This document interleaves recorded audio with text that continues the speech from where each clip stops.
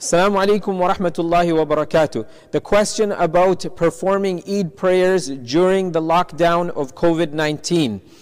We begin by referring to two narrations, two reports. Firstly, Anas radiallahu ta'ala anhu, the companion of the Prophet Muhammad, peace and blessings upon him, when he would miss Eid prayers, he would perform the Eid prayer in congregation with his household and his family.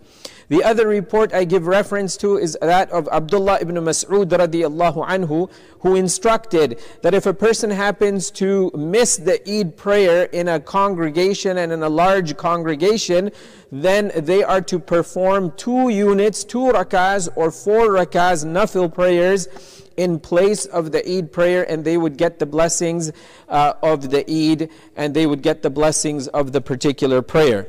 That being said, in our particular circumstance and situation, we have 2 options. The first option is we could perform the individual prayer. And the other option is we could perform the so when we want to perform the Eid prayer, we begin with an intention.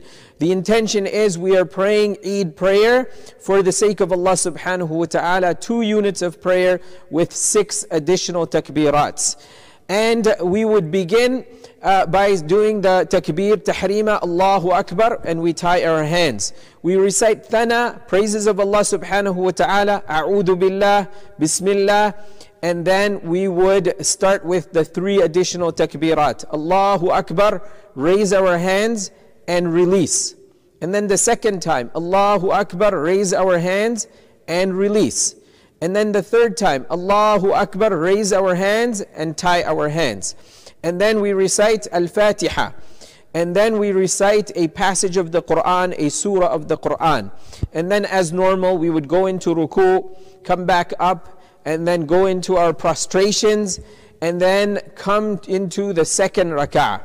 And the second rak'ah, we start with Alhamdulillahi Rabbil Alameen, a passage of the Quran, a surah of the Quran, and then 3 additional takbirat. Allahu Akbar, raise our hands and release. Second time, Allahu Akbar, raise our hands and release. Third time, raise our hands, Allahu Akbar, and release.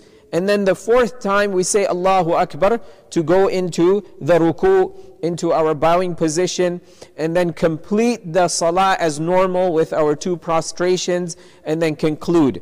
After the prayer, we can engage in our adhkar and our supplication.